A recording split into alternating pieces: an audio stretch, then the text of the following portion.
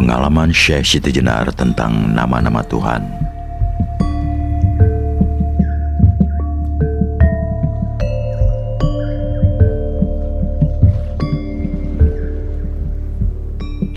Sebelumnya sudah dijelaskan bahwa tentang akar, kesejarahan, paham, filosofis Syekh Siti Jenar mengenai penggunaan sebutan nama Tuhan pada fenomena kenabian. Dari uraian-uraian tersebut nampak bahwa melalui pengalaman rohani tertinggi atau ngelmu kasampurnaan atau manunggal, nama teragung Tuhan bagi masing-masing salik atau penempuh jalan rohani tidaklah sama.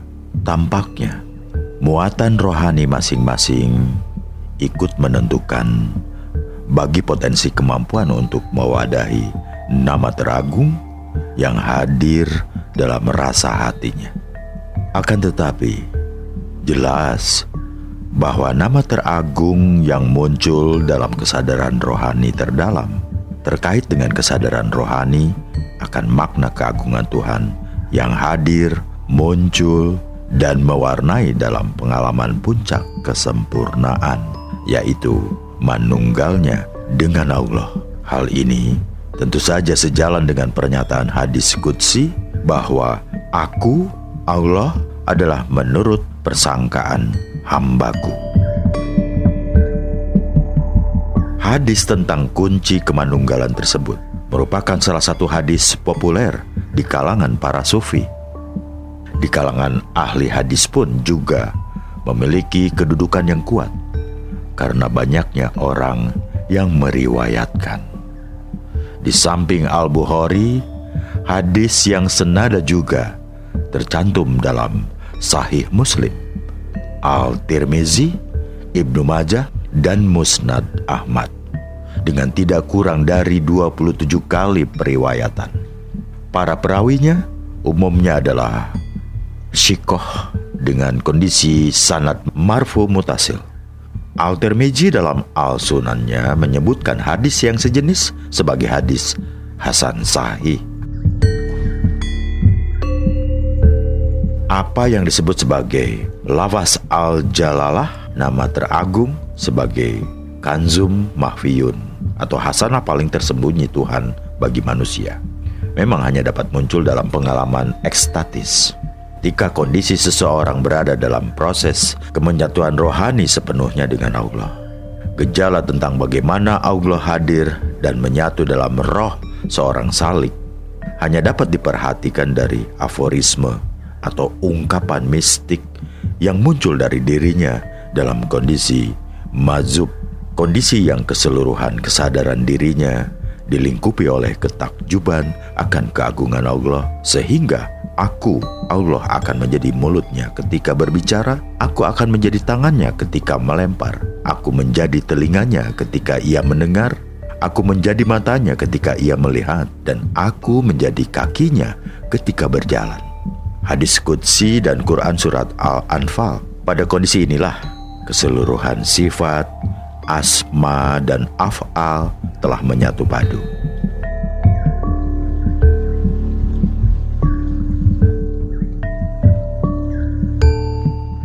Dengan demikian, maka sebenarnya nama-nama yang diberikan untuk Tuhan yang pernah hadir di dalam sejarah keagamaan, semuanya memang nama untuk satu realitas. Demikian pula penggunaan nama-nama yang muncul dari para sufi dan para salik yang didapatnya secara langsung ketika mereka dalam kondisi zat-zab juga memang merupakan nama baginya. Tidaklah salah jika kemudian Syekh Siti Jenar selalu menggunakan nama-nama baginya yang selalu berbeda-beda untuk setiap orang, setiap momen, dan setiap konteks yang berbeda. Namun, yang dituju oleh nama itu jelas hanya satu realitas, yaitu realitas tertinggi yang dikenal pula dengan sebutan agung, Allah Subhanahu wa Ta'ala.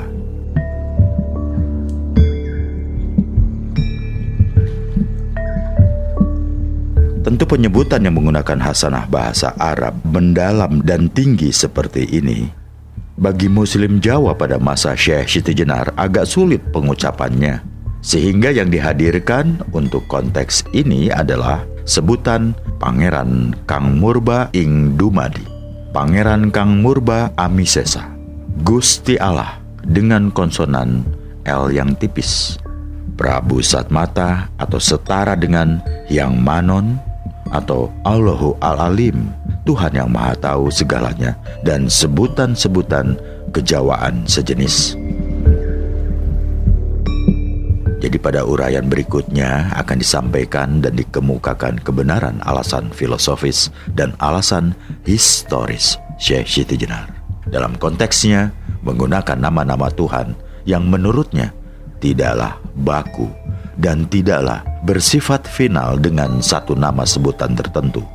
Hal ini tidaklah aneh terjadi karena selama masa perjalanan intelektual dan spiritualnya, Syekh Siti Jenar telah memahami betul tentang sejarah agama-agama, mendalam menelaah kitab-kitab sufi karya para ulama sufi terkemuka seperti Abu Mansur Al-Hallaj dalam kitab Al-Tawashin, Ibnu Arabi dalam kitab Futuhat Al-Makkiyah dan kitab Fusyuh Al-Hikam, Abdul Karim Al-Jili dalam kitab Al-Insan Al-Kamil, sampai kitab-kitab Syekh Abdul Qadir Al-Jailani dalam kitabnya Syir Al-Asrar, kitab Mafatih Al-Ghaib, dan kitab Al-Fat Al-Rabani ala Al-Fuyud Al-Rahmani.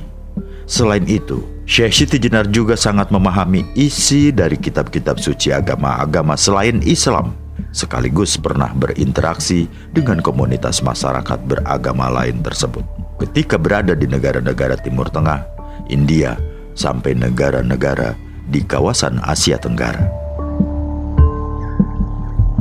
Pada konteks ini, pertama, sejarah penggunaan nama Tuhan dan istilah-istilah yang disandarkan bagi realitas tertinggi tersebut dengan menelusuri sejarah keagamaan yang pernah muncul di pentas dunia. Yang kedua, akan dikemukakan juga penggunaan nama Allah sebagai sebutan bagi Tuhan pada kultur Arab sejak zaman kuno sampai masa Nabi Muhammad, dan bagaimana kemudian diadopsi oleh agama Islam sebagai sebutan yang bersifat formil, mengalami pengesahan jalur keagamaan. Dan yang ketiga, membahas pula tentang bagaimana munculnya nama sejati bagi Tuhan itu, baik dalam format kesejarahan maupun pada jalur perjalanan rohani seorang salik.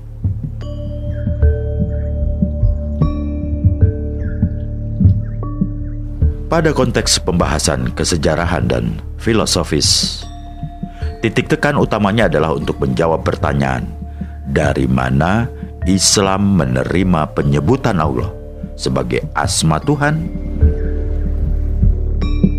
Berbicara tentang asma Allah menjadi wilayah yang cukup rawan karena kaum beragama saat ini masih hampir mirip dengan kondisi masyarakat pada masa Syekh Siti Jenar, yaitu berada pada kondisi dekaptis atau tertawan dari kepentingan-kepentingan jangka pendek keagamaan atau ekspediensi, dan terlupa dari prinsip-prinsip. Yang jelas, pembahasan kata ini berarti harus ada kesiapan mental untuk mengeksplorasi ajaran inti para nabi, tauhid, terutama pada garis kesinambungan tentang perkembangan penyebutan nama untuk Tuhan itu. Tentu pula, konteks-konteks antropologis dan historis di samping teologis sangat pula berpengaruh. Maka wajar jika Ibnu Rushd menyatakan dari sudut yang satu ini, agama Brahma atau Hindu, Buddha, dan Konfusianisme bisa dimasukkan menjadi kelompok Ahlul Alkitab atau the people of book.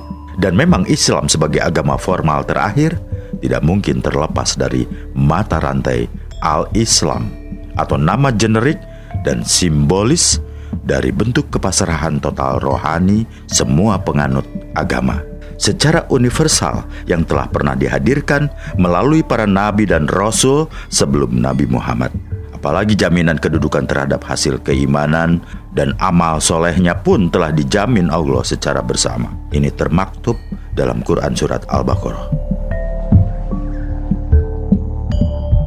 Senada dengan itu, Ibnu Taimiyah dan Ayatullah Khomeini masing-masing mewakili secara berturut-turut dunia pemikiran Islam Sunni Hanbali dari zaman klasik dan dunia pemikiran Syi'i Jafari dan zaman modern, menyatakan bahwa beriman kepada para nabi berarti menerima dan mengikuti ajaran mereka yang masih absah, yaitu tidak terkena pembatalan atau abrogasi atau nas oleh manusia generasi sesudah para nabi. Karena para nabi itu memiliki titik temu dalam inti ajaran agama-agama atau tauhid untuk haba min Allah dan peningkatan SDM untuk haba min al-nas yang secara simbolik representatif dicerminkan pada kontinum inti ajaran tiga agama Semitik atau Abrahamik, Yahudi, Kristen, dan Islam, dan yang secara prinsipil analog dengan inti ajaran agama lain.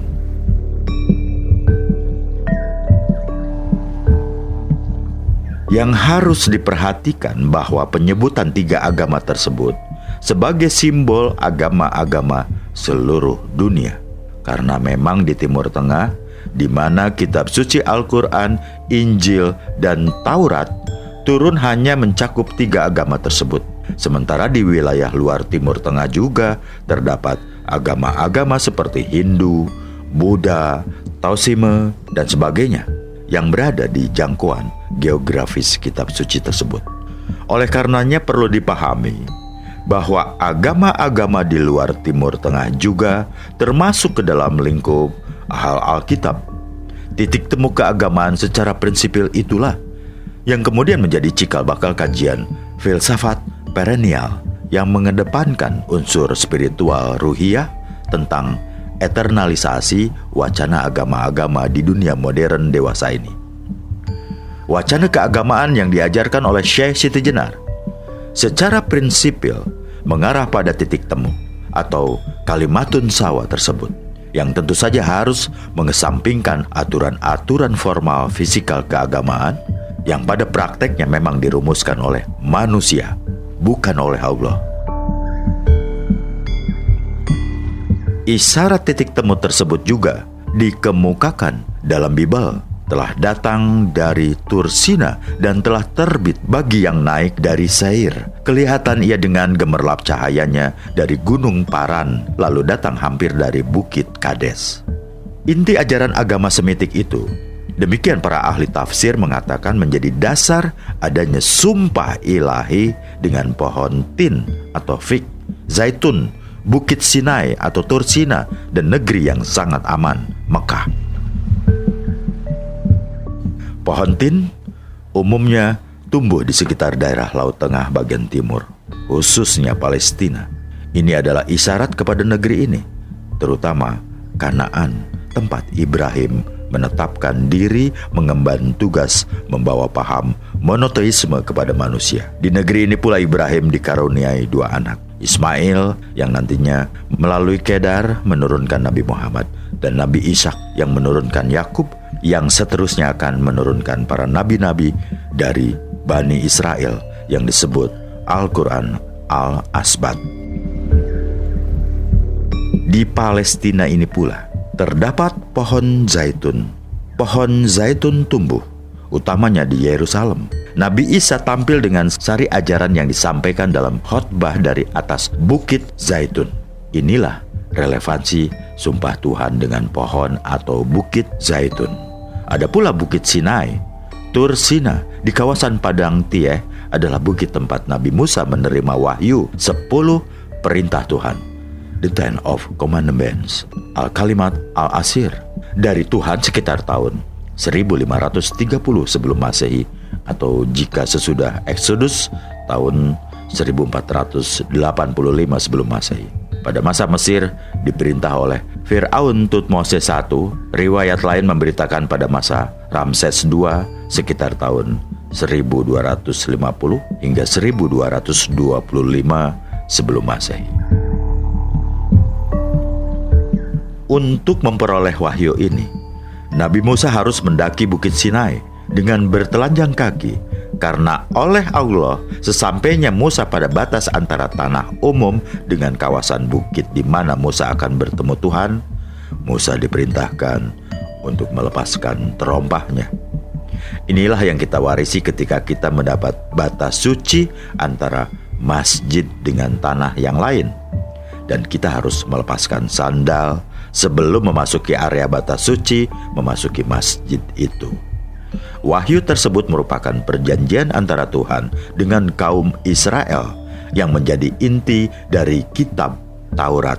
Ajaran inilah pula yang kemudian oleh orang Barat dinamakan sebagai pandangan hidup Judeo-Christian, yang dinilai sebagai dasar pandangan etis dan moral peradaban Barat. 10 perintah Tuhan ini ternyata nantinya akan sangat berkaitan dengan 10 wasiat Allah dalam Al-Quran atau Al-Kalimat Al-Ashir bagi orang mukmin. Sedangkan negeri yang aman adalah Mekah, yang disebutkan sebagai acuan kerasulan Muhammad SAW. Ajarannya sendiri menurut Al-Quran adalah merupakan kelanjutan dari agama-agama sebelumnya dan berhubungan dengan semua agama Tuhan bagi seluruh manusia. Maka termasuk nama Tuhan pun ternyata mengalami proses evolusi dalam ajaran para nabi dan mencapai finalnya pada masa Nabi Muhammad. Seperti telah kita ketahui bahwa sejak masa Adam sampai Saleh, nama Tuhan belum disebutkan secara jelas dan belum diperkenalkan para nabi dengan satu nama tertentu. Tentunya hal ini seharusnya memacu semua umat beragama, termasuk Islam, untuk semakin mendalami soal-soal profetologi atau pengetahuan tentang kerasulan. Ini berarti bahwa nama Tuhan itu pun juga mengalami proses kesejarahan dalam pengenalannya dan sekaligus merupakan bukti tentang kebenaran sabda Allah dalam hadis qudsi bahwa Dia juga berkenan atau menginginkan memperkenalkan diri dan supaya dikenali oleh manusia. Maka proses pengenalan ini pun juga harus sesuai dengan evolusi sejarah maupun perkembangan intelektual, sosiologi, antropologi, dan sebagainya.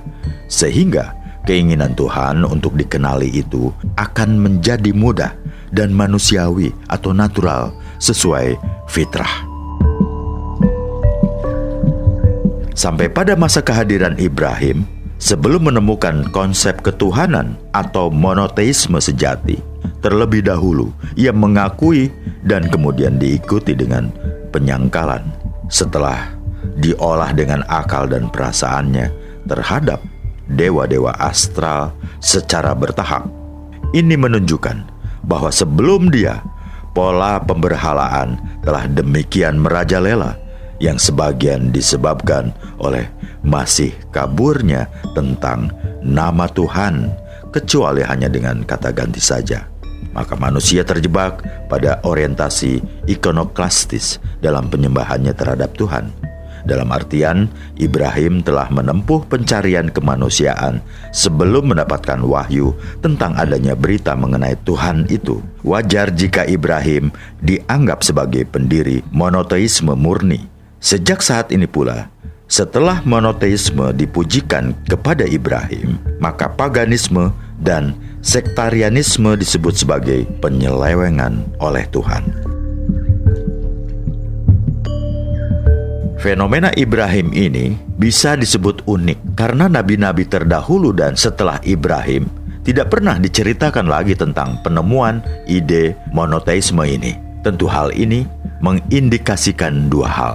Pertama, sebelum Nabi Ibrahim, monoteisme murni belum berkembang dan secara eksplisit belum diperkenalkan.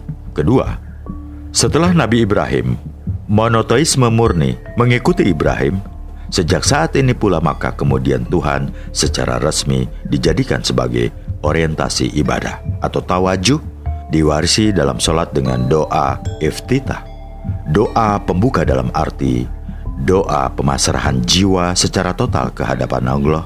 Doa ini jika diaplikasikan dalam sholat daim menjadi doa yang dibaca dalam meditasi bangun dari tidur.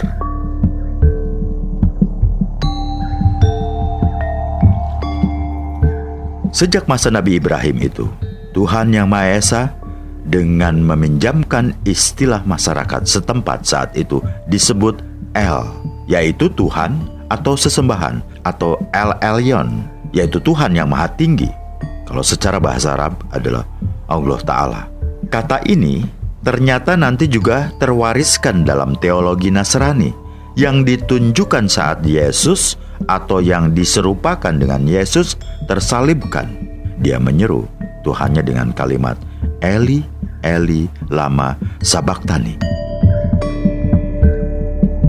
Sebutan El bahasa Ibrani sebagai nama Tuhan ini sangat kentara dengan nama yang diberikan Ibrahim untuk anaknya yang saleh dan halim, selalu mendengarkan suara Tuhan daripada yang lain.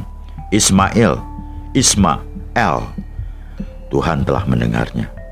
Nama Ismail diberi Ibrahim karena setelah berpuluh-puluh tahun tidak memiliki putra, kemudian berdoa kepada Allah agar dikaruniai anak untuk membantunya merenovasi Ka'bah. Dan kemudian melalui Saidati atau Siti atau junjunganku Hajar, Allah mengaruniakan Ismail.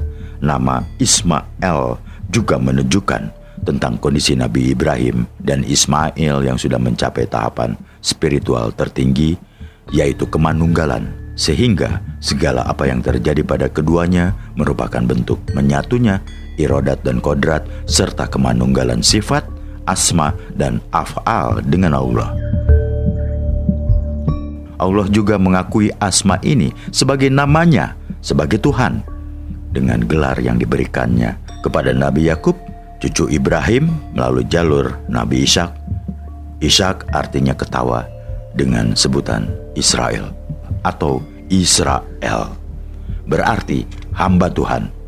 Sehingga keturunan Yakub disebut dengan Bani Israel. Demikian pula nama-nama malaikat yang kita kenal adalah warisan dari era ini. Misalnya Jibril, wakil Tuhan pembawa wahyu; Israel, wakil Tuhan pencabut nyawa, sering dianggap sebagai dewa kematian dan dewa siwa dalam Hindu. Mikael, wakil Tuhan di bidang pembagian rezeki atau malaikat rahmah.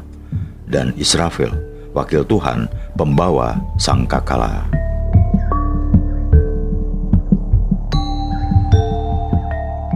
Namun pemahaman ketuhanan yang telah terbentuk itu lama-kelamaan kembali mengalami mitologisasi, di samping juga karena faktor kehadiran Rasul berikutnya pada tempat berbeda.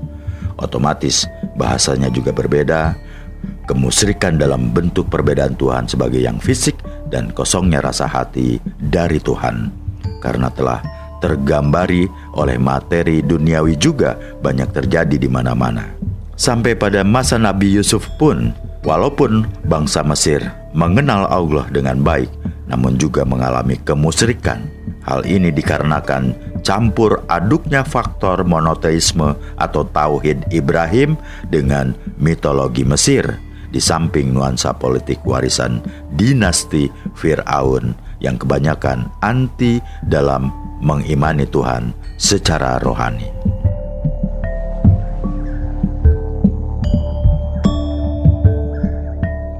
Hal ini mengingatkan memori sejarah pada masa awal Demak, di mana konsep keagamaan dan lembaga keulamaan berkolaborasi dengan politik kekuasaan, sehingga kurang memberi ruang gerak bagi paham esoterisme keagamaan yang diusung oleh Syekh Siti Jenar dan Sunan Kalijaga beserta murid-muridnya. Nabi Yusuf sendiri diperkirakan hidup sekitar abad ke-16 sebelum Masehi, di mana saat itu Mesir berada di bawah kekuasaan bangsa Hyksos dari Asia. Diduga suku Hyksos ini, yang salah satunya menjadi Fir'aun di Mesir, masih memiliki hubungan garis darah dengan Yusuf. Mungkin adalah sesama jalur keluarga keturunan Ibrahim, atau bisa juga memiliki garis keturunan sama dengan keluarga Ibrahim di provinsi Ur, Kaldea Babylon yang ditinggalkan Ibrahim dulu. Yang jelas dalam catatan sejarah, selama masa dinasti Fir'aun di Mesir, hanya pernah satu kali ajaran monoteisme dijadikan agama negara, yaitu pada masa Amenopis keempat pada tahun 1350 sebelum Masehi, yang sebetulnya bernama asli Amenhotep III. Namun ini pun hanya berlangsung selama 20 tahun, karena terjadi kontra revolusi oleh menantu dan penggantinya, Akhenaton, yang menjadikan dirinya sebagai salah satu putra dewa Aton dan menyatakan diri sebagai Firaun Amenhotep keempat sampai 1320 sebelum Masehi. Pada masa Nabi Musa 1571 sebelum Masehi, nampaknya nama Tuhan juga masih terselubung misteri. Sebab orang Yahudi sendiri menyebut Tuhan dengan nama Yahweh atau Jehovah, yang disebut aliran Jehovistis atau Elohim, aliran Elohistik. Tentu penyebutan nama Tuhan yang berbeda ini menunjukkan bahwa nama Tuhan dengan sebutan Allah waktu itu pun belum tersiar. Kalaupun kelompok Yahudi sekarang menyebut Allah, pasti diberi embel-embel Allahnya orang Israel, yaitu Yahweh. Memang Al-Quran menginformasikan percakapan Allah pada Musa. Aku yang memilihmu, maka dengarkan dengan tekun apa yang akan diwahyukan padamu. Sesungguhnya aku adalah Allah, tidak ada Tuhan selain aku. Sembahlah aku dan dirikanlah sholat untuk mengingatku. Namun bisa jadi, kata Allah dalam ayat ini pada saat percakapan sesungguhnya dengan Nabi Musa memakai Yahweh atau Elohim sebagai bahasa Musa. Sedang dalam ayat ini telah ditransfer ke bahasa Arab kuno yang menyebut nama dewa Allah sebagai dewa tertinggi karena sifatnya sebagai informasi. Kemungkinan kedua, nama itu memang Allah, namun kemudian mengalami perkembangan atau mungkin juga penyelewengan pada umat Nabi Musa atau bangsa Yahudi dikenal sebagai bangsa yang paling suka menyelewengkan syariah dan bahkan dikenal sebagai tukang jagal nabi-nabi. Akan tetapi dari data Alkitab, pada masa Musa sampai nabi terakhir bangsa Yahudi sebelum Isa atau sekitar pada tahun 4 sebelum Masehi, penyebutan Tuhan menggunakan istilah Tuhan Hua sebagai Tuhan bangsa Israel. Hua berarti dia, sehingga pemanggilannya adalah Yahuwah, Yahweh. Dengan sebutan Tuhan, Yahweh, dan Elohim tersebut tampak bahwa pada masa Nabi Musa pun, justru pada Nabi Ibrahim telah dikenal dengan nama El, menjadi kabur lagi. Sebab kata Yahweh atau Ibrani dalam bahasa Arab Yahuwah berarti wahai dia, adapun Elohim berarti Tuhan di atas sana. Maka bisa dipastikan periode ini pun tidak memiliki sebutan bagi Tuhan yang bersifat secara pasti, mengikat atau formal, kecuali bagaimana manusia atau suatu kaum memberinya sebutan atau nama. Sebagaimana juga sudah terjadi pada bangsa-bangsa lain, termasuk di bumi Nusa Jawa yang sudah memiliki fitrah keagamaan sejak masa awal sebelum Masehi. Sebutan Tuhan kaum Yahudi itu pun tampaknya tetap bertahan pada masa Nabi Daud atau sekitar 1010 sebelum Masehi. Ini berdasarkan pada momen keruntuhan terakhir penjajah Libya atau Karnak atas Palestina.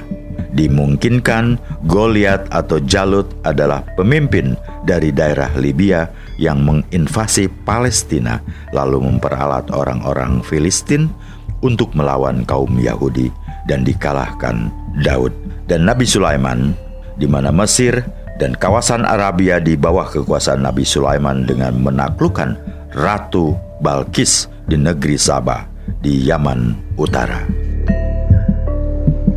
Kemungkinan pemakaian kata Allah dengan pengucapan konsonan itipis dimulai oleh umat Kristiani sejak tahun 200-an Masehi saat dikodifikasikannya Injil Perjanjian Baru, karena belum diketemukan bukti yang pasti dari sejarah bagaimana Yesus menyebut Tuhannya, kecuali kata-kata dalam bahasa Yunani Eli sebagai sebutan Tuhan.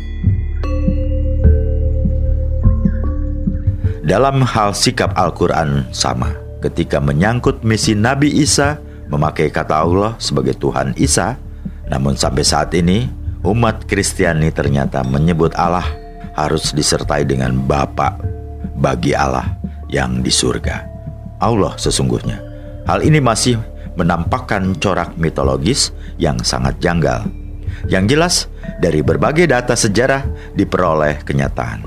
Kodifikasi Injil telah terpengaruh banyak oleh ayat-ayat Al-Quran, sehingga sebutan Allah kepada Tuhan pun akhirnya menjadi common platform tersendiri bagi ketiga agama Abrahamik. Hal itu bisa terjadi karena alur Yunani atau Romawi sangat kental dalam sejarah keagamaan Kristen beserta Injilnya atau Bible atau Gospel ini. Bahkan penetapan Isa sebagai Tuhan ditetapkan berdasarkan perintah Kaisar Konstantin atau Kaisar pemuja kebudayaan Yunani sekaligus berdarah Yunani pula. Pada Konsili Nikea tahun 325 Masehi melalui pemungutan suara langsung, voting terbuka. Demikian pula penetapan hari Minggu menjadi hari ibadah dan dekretnya menjadi hari libur nasional sampai abad keempat, di mana hari lahir Yesus tanggal 6 Januari diperingati diubah menjadi tanggal 25 Desember karena tanggal inilah hari perayaan Natalis Invictus atau hari kelahiran kembali matahari. Bahkan setelah itu, naskah-naskah Injil dibakar dan Kaisar membiayai pembuatan naskah-naskah baru dari Bible dengan pengarahan Paulus Yohanes. Kalender internasional yang ditetapkan pun yang juga telah digunakan secara luas oleh kaum muslim merupakan penanggalan berdasarkan momentum yang dipalsukan karena permulaan kalender atau Kristen tersebut disebut-sebut berdasarkan momen kebangkitan Yesus Sang Kristus, sementara menurut para ahli ternyata Yesus lahir pada tahun 4 sebelum Masehi. Pemalsu kalender itu adalah Pope Gregory yang agung, pendeta kekaisaran Romawi di bawah Kaisar Konstantin. Jadi sebenarnya era milenium yang disebut-sebut berawal tahun 2000 lalu seharusnya adalah 1996, 4 tahun sebelumnya. Maka dengan adanya Tuhan Bapa dan Tuhan Anak ini, jelaslah pengaruh mitologi Yunani sangat kental pada teologi Kristen yang baru. Mitos Dewa Zeus di puncak gunung Olympians sebagai Tuhan pencipta manusia yang juga memiliki anak hasil jalinan affair-nya dengan Leto yang mengakibatkan kemarahan Dewi Hera, pelindung para gadis. Dewa-dewa Yunani lain yang terkenal adalah Ares atau Wisnu dalam Hindu dan Aphrodite, Dewi kecantikan dalam Kristen juga dikenal adanya roh kegelapan, kejahatan, dan roh kudus atau kebenaran yang juga mengacu pada konsep dewa-dewa kuno.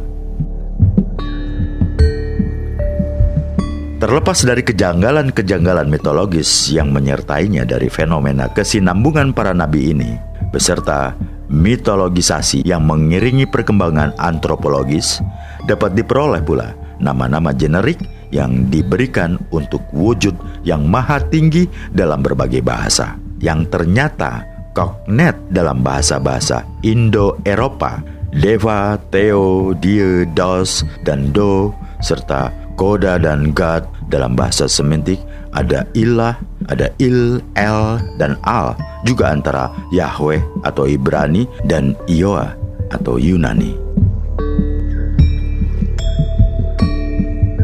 Tentu saja kenyataan variasi nama Tuhan ini bisa memunculkan berbagai dugaan. Yang pertama, istilah-istilah tersebut berkembang sesuai dengan masa dan nabi itu berada atau secara evolusif yang secara substansi pasti tidak bertentangan dengan keinginan Tuhan sendiri. Yang kedua, sebab rasa ketuhanan itu memang hal yang taken for granted pada manusia. Hal itu sepenuhnya manusiawi. Yang ketiga, penamaan Tuhan oleh manusia terkait dengan faktor-faktor yang mempengaruhinya atau kadang sesuai dengan kebutuhannya yang paling vital bagi kehidupan mereka. Jadi jelaslah bahwa memang Allah atau Tuhan itu tetap satu dan tunggal, akan tetapi penamaannya mengalami evolusi kebahasaan sesuai dengan perkembangan sejarah kemanusiaan itu sendiri, beserta evolusi rohani yang melingkupinya. Mungkin inilah salah satu cara atau bentuk pengenalan Allah pada makhluknya yang juga diinginkan menjadi kaca benggala bagi Tuhan tentang eksistensinya di dunia fisik atau ayat kauniyah ini.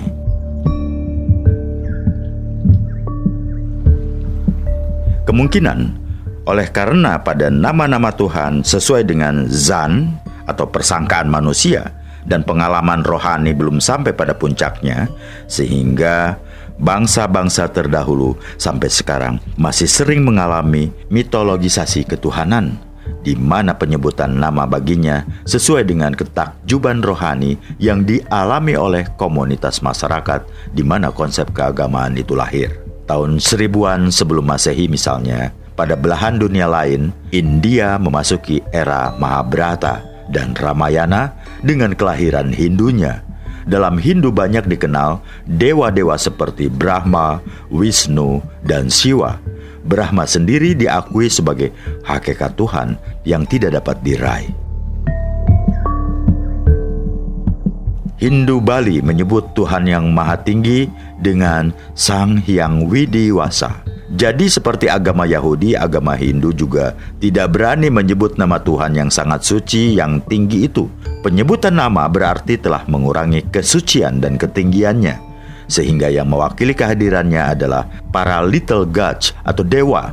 Sebaliknya agama Kristen terlalu berani mempresentasikan Tuhan dalam bentuk manusia, sehingga justru ada keracunan dalam syariah. Walaupun secara spiritual tidak apa-apa, tentu cara keduanya mengungkapkan esensi ketuhanan tidaklah bertentangan dengan Tuhan itu sendiri. Tapi yang jelas, keduanya mengisyaratkan satu hal: untuk dapat mengetahui Tuhan sebenarnya, harus mampu meraih tahapan menjadi adi manusia, yaitu memasuki Tuhan atau menjadikan dirinya untuk dapat dimasuki oleh Tuhan. Di sanalah terdapat realitas tertinggi yang sebenarnya melalui kasif atau penyingkapan mata hati dan musyahadah atau penyaksian langsung oleh Al-Roh Al-Idafi akan Tuhan. Di Mesir sendiri sejak 3000-an sebelum Masehi telah muncul nama-nama dewa dengan 12 dewa yang terkenal: Isis, Ra atau Re, Anubis, Thoth, Nephthys, Horus, Osiris, Ptah, Sobek, dan Amon.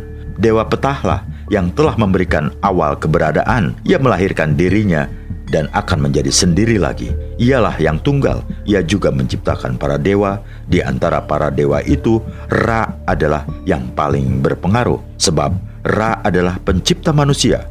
Dewa-dewa yang disembah itu sebenarnya ada yang merupakan para nabi atau tokoh-tokoh berpengaruh era prasejarah.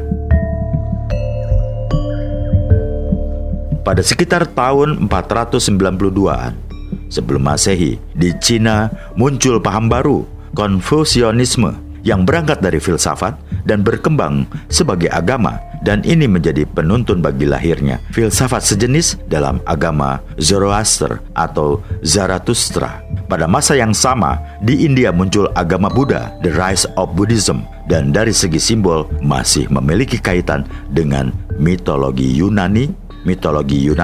Karena patung kepala sang Buddha itu merupakan modifikasi dari patung kepala Dewa Apollo yang pertama kali dibuat di Gandhara. Jelaslah bahwa dampak dari penyebaran budaya Yunani sangat berpengaruh pada hampir seluruh agama-agama di dunia, termasuk Islam. Dan ini dikarenakan hasanah keilmuan atau budaya membaca orang-orang Yunani demikian kuatnya, dan dipadu dengan kecermatan membaca gejala alam semesta sebagai perwujudan wajah Tuhan, yang akhirnya membentuk hegemoni kebudayaan dan peradaban yang sampai sekarang masih mendominasi peradaban modern. Mitologi-mitologi ketuhanan seperti itu pada akhirnya memunculkan efek kultural, di mana keberadaan benda-benda langit yang dahulu dikenal oleh bangsa Yunani, matahari, rembulan, Mars, Merkurius, Jupiter, Venus, Saturnus, karena pengaruhnya pada kehidupan dan bumi, dijadikan nama harian sebagai wujud adanya penyembahan terhadap satu Tuhan dalam satu hari. Sehingga nama-nama hari berpengaruh dengan itu. Seperti ada dalam bahasa-bahasa Eropa, hari matahari, hari rembulan, hari Mars, hari Merkurius, hari Jupiter, hari Venus, hari Saturnus. Oleh karena dari semua benda itu matahari adalah yang paling mengesankan, atau unsur agama terpenting adalah spiritual spiritualitas, yaitu salah satu yang utama adalah kesan. Maka muncul kepercayaan yang hampir universal di seluruh dunia bahwa matahari adalah dewa tertinggi atau dewa paling utama dengan berbagai macam sebutan. Ra, Mesir, Zeus, bermukim di gunung Olympus Yunani, sehingga sebagai rasa perwujudan hari raya penyembahannya diselenggarakan perayaan olahraga Olimpiade. Dewa Indra di India, Dewa Surya, Hindu Indonesia, dan sebagainya. Nabi Ibrahim sendiri pernah mempertuhankan matahari. Di Arab juga ada praktek pemujaan matahari, Syams atau Syamas, sehingga ada salah satu tokoh terkemuka kaum Quraisy yang bernama Abdus Syam, hamba Tuhan matahari, yaitu saudara tertua dari kakek buyut Nabi Muhammad SAW, Hashim bin Abdul Manaf. Oleh karena itu dalam bahasa Portugis dan Spanyol, hari pertama adalah hari matahari yang disebut sebagai hari Tuhan, yaitu Domingo, yang memberi nama pada hari Minggu yang sebenarnya Ridandaan, sebab minggu itu sendiri berarti hari. Yang cukup menarik, Nabi Ibrahim pun untuk pertama kali penyembahannya juga ditujukan pada matahari.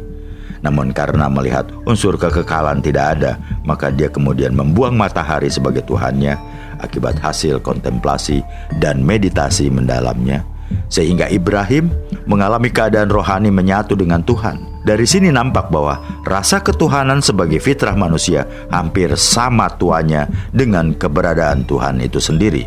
Oleh karenanya, pembendaan keberadaan Tuhan dalam bentuk rumah Allah dan sejenisnya sebenarnya juga merupakan efek kultur.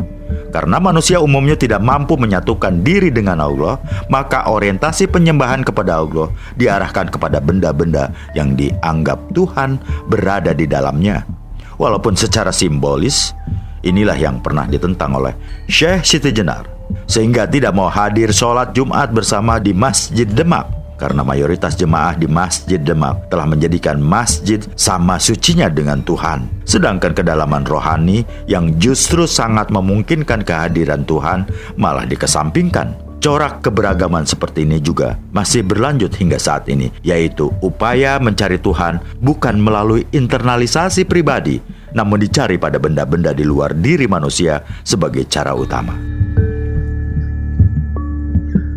Namun, tentu bangsa Indonesia harus lebih bersyukur karena untuk nama hari-hari lebih banyak mengadopsi dari bahasa Arab yang cuma mengacu pada bilangan, kecuali hari Minggu yang masih tetap kita warisi dari orang Portugis, dan Jumat sebagai hari berkumpulnya umat Islam untuk sholat Jumat. Adapun hari ketujuh, Sabtu, bangsa Indonesia mengalami peminjaman 2 kali. Bahasa Arab meminjam dari bahasa Ibrani, Sabat menjadi Al-Sab, dari Arab dipinjam menjadi Sabtu. Perkataan Sabat ini kognet dengan kata Arab Subat yang berarti istirahat total, menyebut tidur manusia sebagai istirahat total. Kesamaan itu terjadi karena antara bahasa Ibrani dan Arab adalah bahasa serumpun, ibarat Jawa dan Sunda, maka sebutan hari-harinya pun hampir sama vokalisasinya. Hari ketujuh disebut Sabtu, istirahat total, karena di dalam kitab Kejadian atau Genesis dinyatakan bahwa pada hari itu Tuhan selesai menciptakan alam semesta, sehingga sehari itu Tuhan beristirahat total. Untuk itu maka manusia pun juga atau bagi umat Yahudi harus beristirahat atau libur total pada hari Sabtu. Di sini nampak bahwa unsur mitologis masih sangat mewarisi agama Yahudi, sedangkan menurut Islam kata Sabat ini tidak sakral lagi atau tidak memiliki unsur mistis, karena bisa saja nama hari itu merupakan kognet kata Arab Sab'ah Sab'atun, sebagaimana ia kognet dari Indo-Eropa Sabta, Siben, Seven, Sep, yang semuanya berarti 7. Al-Quran menyebutkan prosesi itu sebagai 7 tahap, yang secara kalkulatif astronomis memakan waktu 6.000 tahun. 2.000 tahun untuk pemrosesan pembentukan, pemadatan, dan pemecahan, dan 4.000 tahun untuk rotasi dan orbit masing-masing planet. Dalam konteks kerohanian Syekh Siti Jenar, konsep 7 hari seiring dengan konteks martabat 7 bagi proses perjalanan rohani menuju Allah. Kita mendapati dalam Kristen hari pertama adalah Sunday Domingo, hari matahari yang masih mengandung unsur mistis itu. Jadi proses demitologisasi oleh agama atau monoteisme Yahudi dan Trinitarianisme Kristen belum tuntas. Maka wajar kalau garis kesinambungan risalah bagi kedua agama samawi itu belum berakhir. Otomatis masih membutuhkan kehadiran Rasul lagi, Sang Hatam Al-Nabiyin. Maka manusia harus banyak belajar bahwa ternyata begitu kuatnya pengaruh adat terhadap ibadat dan pengaruh kebudayaan terhadap akidah. Hal yang sama juga terjadi pada Islam, di mana unsur-unsur adat dan budaya Arab ternyata banyak mencampuri teologi dan praktek peribadatan umat Islam. Bahkan selalu terdapat upaya untuk melakukan proses Arabisasi atas Islam, penyeragaman pola akidah dan ibadah sebagaimana yang berlaku di Arab. Bahkan nama Tuhan yang kemudian seperti dibakukan, yaitu Allah, diadopsi dari kepercayaan orang Arab pra-Islam, di mana nama Allah digunakan sebagai sebutan bagi dewa tertinggi bangsa Arab. Penyeragaman model keagamaan yang fisikal inilah yang selalu menguntungkan penguasa, karena melalui konteks hukum-hukum formal lahiriah, kepentingan politik bisa dimasukkan. Hal semacam itulah yang pernah ditentang keras oleh Syekh Siti Jenar pada masa penyebarluasan Islam di abad ke-15 sampai abad ke-17 di Indonesia, di mana masa itu terjadi proses eksodus ulama-ulama Islam Timur Tengah ke kawasan Asia, termasuk Indonesia, karena serbuan bangsa-bangsa asing di kawasan Timur Tengah, terutama serbuan tentara Mongol pada abad ke-13 sampai abad ke-15. Jelas bahwa yang menuntaskan proses demitologisasi semua risalah kenabian terdahulu adalah Islam. Dalam Islam, hari suci adalah Jumu'ah, hari berkumpul untuk sholat berjamaah Jumat, Yaum al-Jum'ah. Ini bersifat praktis, efisiensi, dan lepas dari mitos. Di hari itu juga bukan merupakan hari istirahat, justru harus tetap bekerja. Namun jika telah terdengar azan panggilan sholat, harus bersegera menuju tempat sholat bersama-sama. Setelah selesai pun disegerakan untuk mencari karunia yang disebar Allah di muka bumi. Secara kerohanian, hal ini mengindikasikan bahwa dalam kegiatan duniawi pun seorang muslim harus tetap berada dalam posisi mendengar azan yang oleh Syekh Siti Jenar, Sunan Bonang, dan Sunan Kalijaga disebut sebagai sholat daim yang tidak terikat oleh waktu, peristiwa, dan nama. Tidak aneh jika pada mulanya masyarakat Muslim Prancis dan juga masyarakat Prancis dan Eropa umumnya, dikarenakan unsur mitologi yang masih kental dalam agama-agama Eropa, semula memiliki anggapan bahwa Tuhan umat Islam atau Arab, Allah, itu sama dengan paganisme, sehingga bagi mereka Allah sama dengan jenis mitologi yang sebanding dengan dewa Ra, Indra, Zeus, Apollo, Agni, Ganesha, dan lain-lain. Baru setelah diberitahukan bahwa Allah bagi umat Islam itu berasal dari bahasa Arab yang berarti Tuhan, yang di dalam bahasa Prancis adalah Dieu, barulah masyarakat Muslim Prancis merasa lega dan menerima sepenuhnya. Karena akhirnya orang Prancis memiliki kesamaan pandangan bahwa Tuhan Islam sama dengan secara esensial walaupun bentuknya berbeda. Yahudi dan Nasrani seperti penegasan Al-Quran sendiri. Namun yang jelas, perwujudan image atau imajinasi ketuhanan menjadi bentuk jasmani yang hadir bisa dipandang sebagai sikap syirik yang dilarang dalam Islam. Sedangkan hal ini sekarang terjadi dengan asumsi bahwa Tuhan berdiam di masjid dan tempat-tempat suci. Jadi dari penjelasan itu, nampaklah bahwa ternyata daerah yang menjadi area geografi kenabian hampir sama dengan area pusat-pusat asal mitologisasi agama-agama, terutama mitologisasi ketuhanan kawasan Mediterania dengan kosa-kosa kata lama Tebes, Sparta, Athena dan Siprus, Mesopotamia atau Syria, Babilonia, Macedonia, Asia Minor, Mesir, Semenanjung Arabia, kawasan India, maka jelas bahwa salah satu misi kerasulan itu adalah penghapusan mitologisasi, otoritarianisme, absolutisme kemanusiaan, sektarianisme, budaya kultisme, dan semacamnya. Melalui ajaran Manunggaling Kawula Gusti, Syekh Siti Jenar jelas telah mengajarkan semua itu, walaupun pada akhirnya ternyata ditolak karena kepentingan politik penguasa dan para ulama fikih yang memiliki kepentingan untuk proses Arabisasi dan didukung oleh penguasa. Berdasarkan gambaran-gambaran itu, terdapat satu hal yang harus diperhatikan, yaitu bahwa tidak menutup kemungkinan di kawasan-kawasan lain seperti Cina, Asia Tenggara, dan lain-lain juga pernah diutus nabi-nabi oleh Allah sebagaimana di tempat dan bangsa-bangsa lain. Karena setiap bangsa pasti akan dikirim Rasul oleh Allah dengan misi utama pencerahan rohani, agar secara kehidupan fisik memiliki keluhuran budi sebagaimana misi utama Nabi Muhammad. Sesungguhnya aku diutus tidak lain untuk menyempurnakan kemuliaan perilaku. Alat utama agar dapat kemuliaan itu adalah berakhlaklah kamu dengan menyandang persifatan akhlak Allah yang oleh Syekh Siti Jenar dirumuskan sebagai proses dan perolehan realitas Manunggaling Kawula Gusti.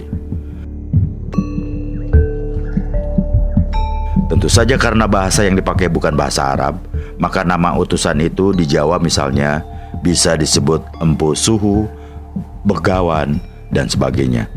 Jadi demikian menurut Ibnu Rushd, Hamka, dan Al-Baghdadi. Orang-orang seperti Zoroaster, Buddha, Konghucu, Lao Tse, atau bahkan filsuf seperti Karl Jasper bisa jadi adalah sebagian dari para nabi tersebut. Dengan demikian maka ajaran Syekh Siti Jenar memiliki alur kesejarahan dan kefilsafatan yang menyambungkan semua mata rantai keagamaan dan mengembalikan format pengenalan kepada Tuhan sebagai asal mula semua makhluk, dan tentu sebagai konsekuensinya bahwa tempat kembali manusia yang paling tepat adalah Allah itu sendiri, bukan neraka atau surga, dan itu terkemas dalam proses dan pengalaman rohani Manunggaling Kawula Gusti.